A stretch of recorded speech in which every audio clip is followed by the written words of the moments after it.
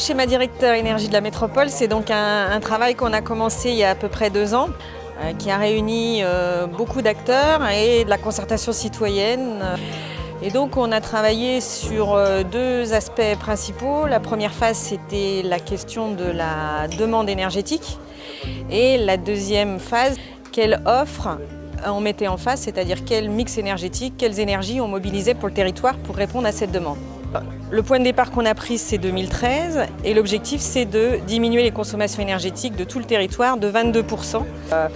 On est arrivé à la conclusion d'une diminution de 20% pour les entreprises, pour le secteur industriel, moins 30% pour le transport et la mobilité, moins 19% pour le résidentiel et moins 17% pour le tertiaire.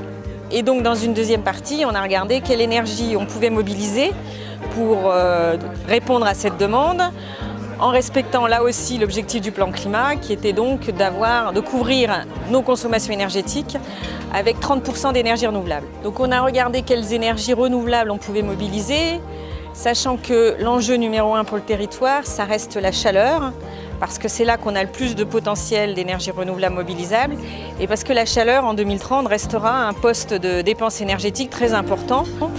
Le premier, c'est donc le développement du réseau de chaleur principal de la métropole, en le densifiant et en faisant petit à petit muter son mix énergétique. Aujourd'hui, on a à peu près 60% d'énergie renouvelable dans ce réseau de chaleur, qui est le 2e de France et qui donc alimente aujourd'hui 90 000 à peu près équivalents logements. Et l'objectif en 2030, c'est d'arriver quasiment à 90% d'énergie renouvelable, en enlevant complètement le charbon du mix énergétique et en augmentant le nombre de foyers raccordés.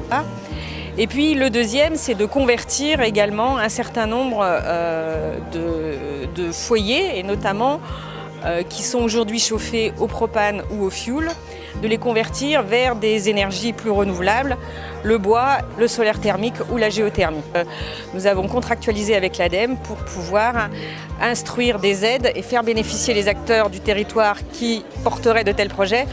Troisième axe de travail donc, sur ces énergies renouvelables, en dehors de la chaleur, c'est également d'arriver à augmenter la production d'électricité renouvelable. Donc là, plusieurs façons d'y arriver, en augmentant un petit peu la production d'électricité hydraulique.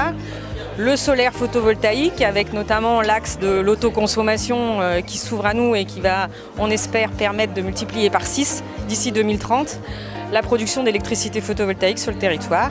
C'est également la cogénération, puisque toutes nos centrales qui alimentent le réseau de chauffage urbain vont également produire de l'électricité à partir de la biomasse.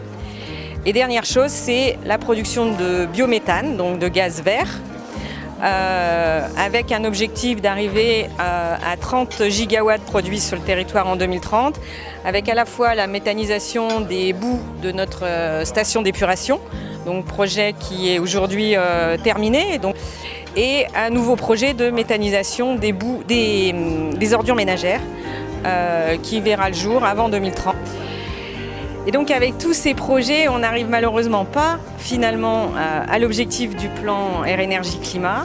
On n'arrive qu'à couvrir 25% de nos consommations par des ENR produites localement sur le territoire en 2030. La question de la consommation d'énergie renouvelable, c'est-à-dire comment on incite le territoire, les acteurs publics, la métropole, mais aussi les habitants, à consommer davantage d'énergie renouvelable qui pourra être produite par d'autres territoires qui ont peut-être plus de potentiel que nous.